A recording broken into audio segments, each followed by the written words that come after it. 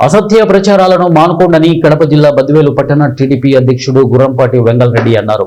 Telugu Desam party యువ నాయకుడు రితీష్ రెడ్డి, మాజీ ఎమ్మెల్యే విజయమ్మ ఆదేశాల మేరకు మడకలవారిపల్లెలో ఓ దివ్యాంగుడు రేషన్ షాపుకు వెళ్లి రేషన్ తీసుకుంటున్నారని, ఓ ఛానల్లో తప్పుడు సమాచారం ప్రచారం చేస్తున్నారని తెలుగుదేశం పార్టీ అధ్యక్షుడు గుర్రంపాటి వెంగళరెడ్డి పేర్కొన్నారు.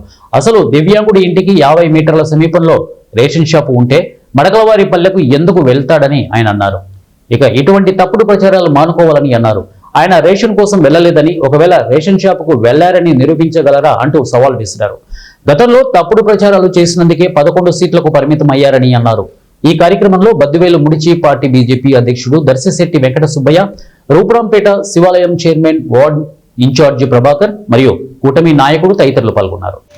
4వ వార్డు శివపార్వతి డీలర్ ఉంది. ఆమె దగ్గర నిన్న బద్దల సంటే అనే అతను ఒక ఫేక్ వీడియో పెట్టి సాక్షి ఛానల్ వాళ్ళు తీసుకొని బియ్యం తీసుకున్నట్లు అంతా ఫేక్ ప్రచారం చేశారు. సుధా మేడం గారు కూడా ఎంక్వైరీ చేయకుండా ఒక స్టేట్మెంట్ ఇచ్చింది.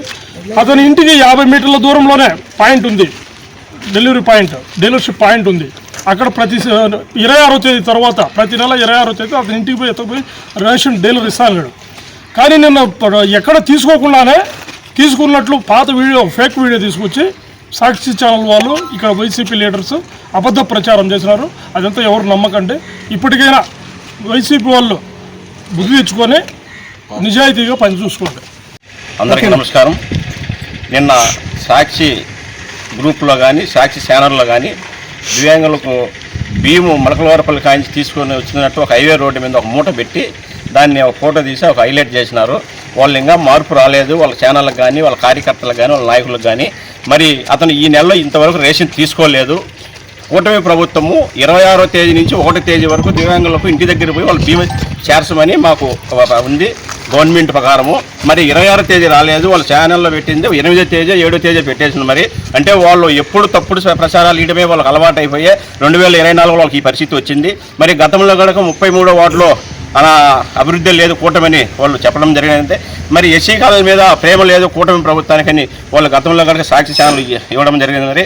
మరి 3.5 సంవత్సరాల నుంచి ఏ పాలక వర్గం ఉంది, ఇక్కడ వైసీపీ పాలక వర్గం ఉందా, కూటమి పాలక వర్గం ఉందా? మరి ఎస్సీ కాలం మీద అంత ప్రేమ అనేది ఉంటే మీరు ఎందుకు ఆడ టీడీపీకి కౌన్సిల్ గెలిచినారని చెప్పేసి ఒక 50,000 మీ తీర్మానాలు చేసి పెట్టినారు. అక్కడ 33 వాళ్ళ బంగపాలెంలో కానీ దిగువ పాలెంలో కానీ మీరు పెట్టినారా? మీరు పెట్టినట్టు ఏమైనా నిరూపిస్తారా?